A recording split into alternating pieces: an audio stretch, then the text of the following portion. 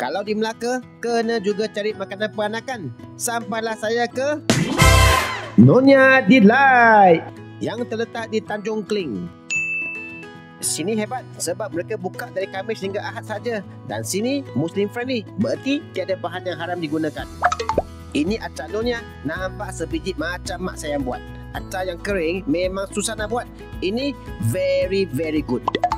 Saya order nyonya laksa dan juga nasi lemak dengan nasi kuning dan nyonya rendang ayam. Alamak, sedap ke ni? Wow, this laksa is really outstanding. Walaupun saya bukan kaki laksa, tapi saya habiskan semua. Sebab nasi lemak biasa dah habis, jadi aunty replace dengan nasi kuning.